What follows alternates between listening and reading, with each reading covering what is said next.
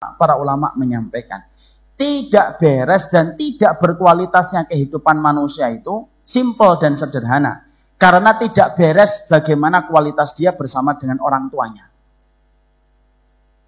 Orang yang tidak beres bagaimana kualitas dia bersama orang tuanya, maka Allah itu tidak akan pernah punya hajat dan Allah tidak akan pernah punya keinginan untuk membereskan kualitas hidup. Karena ternyata kerapian hidup kita, kualitas hidup kita, itu bukan tergantung kepada nilai yang kita peroleh, bukan tergantung kepada link-link besar yang kita dapatkan, tapi ternyata kualitas kehidupan kita sebagai seorang mukmin itu tidak akan beres sampai kita membereskan bagaimana hubungan kita dengan orang tua. Tidak akan rapi kehidupan kita sampai rapi kehidupan kita bersama orang tua.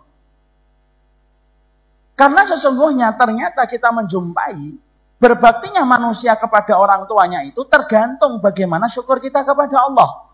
Karena Ibnu Abbas itu berkata melalui salah satu perkataan beliau Ibnu Abbas itu salah satu ulama para sahabat itu berkata, "Hunaka salasu ayatin nuzilat la tuqbal wahidatun minha ila makrunatum biqariniha." Ada 3 pengamalan ayat yang tidak akan diterima oleh Allah sampai kita menyertakan 3 amal penyertanya. 1, orang yang beriman kepada Allah tidak akan diterima sampai dia beriman kepada Rasul. Makanya perintahnya kan selalu atiullah wa atiur Rasul, bertebaran di dalam Quran. Salat tidak akan diterima sampai kita membayarkan zakat. Makanya selalu bertebaran banyak ayat itu aqimus sholata wa atuz zakah. Kenapa salat selalu bergandengan dengan zakat ya Ustaz perintahnya? Karena salatmu tidak akan diterima sampai kamu membayar zakat. Yang ketiga, kata Ibnu Abbas, syukurnya manusia tidak akan diterima oleh Allah sampai dia bersyukur kepada orang tua. Beliau mengambil dalilnya pada surat Luqman yang tadi kita baca. Anishkurli wali walidaika, bersyukurlah kepadaku dan kepada orang tuamu. Berarti syukurnya kita kepada Allah itu tidak akan diterima sampai kita bersyukur kepada orang tua kita. Di situ akhirnya kita paham, ikhwan. Kalau syukurnya manusia tidak diterima karena dia tidak bersyukur kepada orang tuanya, dalilnya itu kan jelas. La in syakartum la azidannakum wa la in kafartum inna adzabi lasyadid. Kalau kamu bersyukur, maka aku tambah. Kalau ada orang yang kemudian syukurnya diterima karena dia berterima kasih kepada bapak dan ibunya, Allah tambah. Tapi kalau ada orang wala in kafartum, dia kufur, salah satunya ketika syukurnya tidak diterima sama Allah, inna adzabi lasyadid, sesungguhnya adabku itu adalah pedih. Dan disitulah maknanya, orang yang tidak beres hubungannya dengan orang tua itu, pasti Allah akan memberikan balasan dengan tidak berkualitasnya kehidupan dia ketika Allah itu tidak menerima syukurnya. Makanya kalau syukur sudah nggak diterima, adab Allah itu pedih. Maka itu pula yang menjadikan kita paham. Berarti kehidupan kita bersama orang tua itu dalam salah satu pokok perkara besar. Bukan masalah tentang surga saja, tapi ini masalah kehidupan kita di dunia. Ikhwan, orang tua ini memiliki peran besar dalam kehidupan kita. Tapi juga mereka memiliki hak yang besar pada kehidupan kita. Maaf ya, sampai kalau kita pun dibunuh sama orang tua, di dalam hasanah hukum fikih Islam, anak yang dibunuh sama orang tua itu dalam hukum Islam tidak bisa dikisos. Dia dihukum, tapi tidak bisa dikisos. Kenapa? Setiap orang tua sampai membunuh anaknya tidak bisa dikisos. Saking besarnya haknya orang tua dalam kehidupan seorang anak. Makanya pernah ada sebuah kisah nyata di satu televisi di Timur Tengah. Ada seorang penanya. Bertanya kepada seorang syekh besar, guru besar itu. Di televisi. Penanya itu berkata, "Syekh, saya ini pengen bertanya. Ini soal, saya punya pertanyaan. Saya tuh numpang hidup saya sama orang tua." Syekhnya ketika mendengarkan itu agak kaget. Lalu syekhnya berkata, "A'id as-su'al." Ulangi lagi pertanyaannya.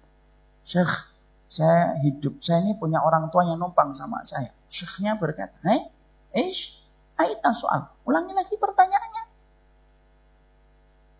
"Syekh, saya punya orang tua yang numpang hidup sama saya."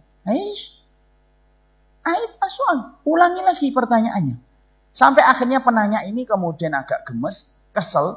Dia lalu kemudian, "Ya Syekhana, samihni an uwasil soal." Ya Syekh, tolonglah, biarkan saya menyelesaikan dulu pertanyaannya, baru engkau jawab. Antum tahu nggak? Syekhnya langsung kemudian dia tegap dan berkata, la akhta'ta fi soal. Saya tidak akan berikan waktu sama kamu untuk menyelesaikan persoalan kamu. Kenapa? Karena pertanyaan kamu sudah salah. Tidak ada orang tua numpang sama anak. Yang ada adalah anak numpang hidupnya sama orang tua.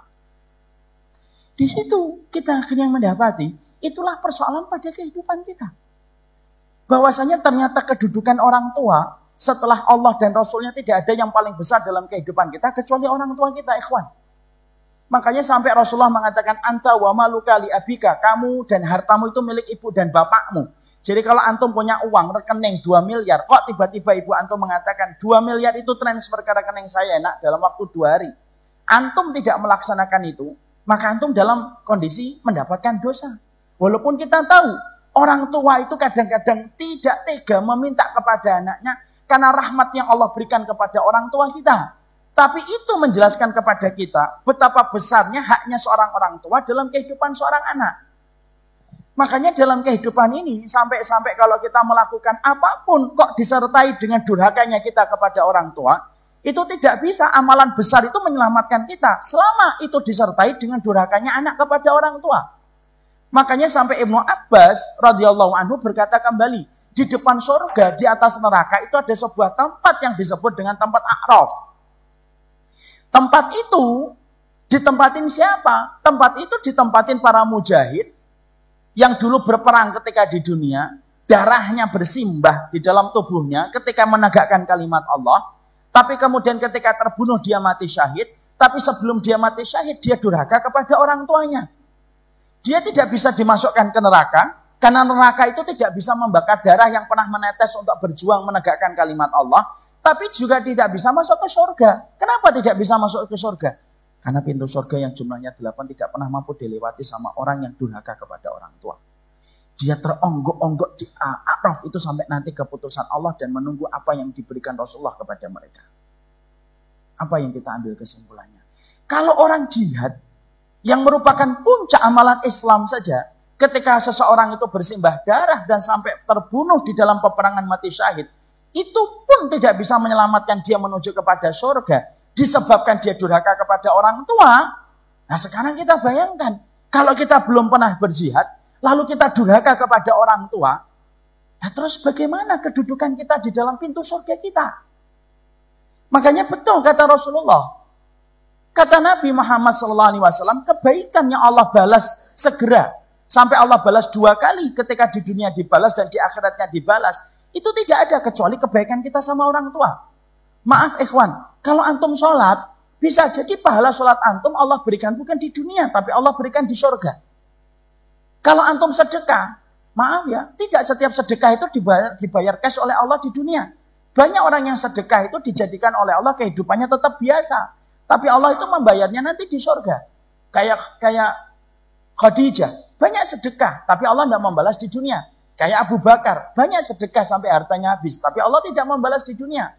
Tapi maaf, kalau ibadah yang lainnya bisa jadi Allah tidak membalas di dunia, tetapi membalasnya di surga. Beda dengan baik sama orang tua.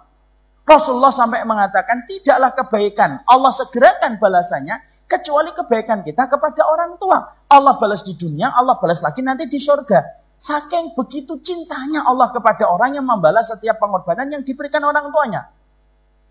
Berulang-ulang saya akan menasihati diri saya. Tidak ada air susu yang paling mahal kecuali air susunya seorang ibu. Dan tidak ada keringat yang paling mahal kecuali keringatnya seorang ayah. Mengkristal sampai memberikan yang terbaik untuk kehidupan kita. Walaupun terkadang mereka tidak mendapatkan apapun dalam kehidupannya. Orang yang pandai membalas setiap air susunya seorang ibu dan pandai membalas setiap keringatnya seorang ayah, itulah orang yang akan diberikan ganti oleh Allah cash dan kontan. Di dunianya diganti, di akhiratnya pun akan diberikan oleh Allah cash dan kontan. Makanya betul kalau ada sebuah tulisan itu, orang yang memperlakukan hidup orang tuanya kayak raja, hidupnya kayak raja. Tapi kalau ada orang kok memperlakukan orang tuanya kayak pembantu, ya maaf, hidupnya pun tidak sebagaimana lebih daripada pembantu. tulisan itu saya nggak ngerti dari mana sumbernya. Tapi itu betul. Itu betul. Makanya di situ kita akhirnya mendapati kesolihan itu berbanding lurus dengan tingkat baktinya manusia itu kepada orang tua. Makanya saya suka bingung gitu ya. Ada orang rajin sholat, tapi begitu mudah dia membentak ibunya.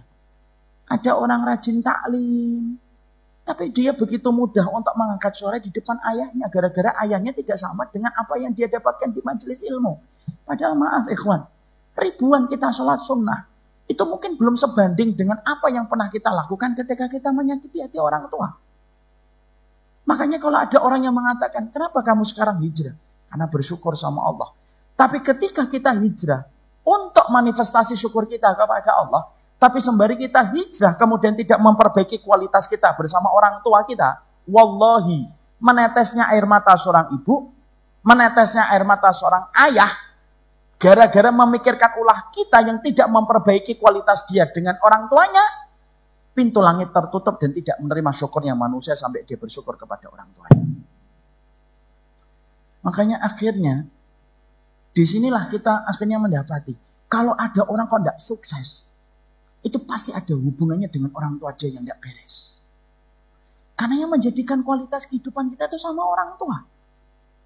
Maaf ya ikhwan, pernah nggak kadang-kadang antum jumpai ada orang pinter, bahasa Inggrisnya juga bagus, linknya juga bagus, ranking 1, tapi kehidupannya ruwet aja. Bukan berarti dia miskin, dia kaya, tapi tidak berkualitas. Hubungan dia dengan anak jauh, selalu masalah dan masalah terus menyapa pada hidupnya. Itu pasti biasanya karena tidak beres hubungan dia dengan orang tua. Tapi maaf ya, kadang-kadang pernah nggak kita menemukan ada teman kita SMP, tidak terlalu pinter, rankingnya 40, padahal muridnya cuma 25. Tapi hidupnya bagus, kualitas, mungkin dia tidak terlalu kaya tapi kehidupannya berkualitas, nampak bagaimana kualitas hidupnya itu terlihat dengan visi dan misi hidup yang dia miliki. Tidaklah berkualitas kehidupan orang, kecuali adalah karena berkualitas kehidupan dia bersama orang tua.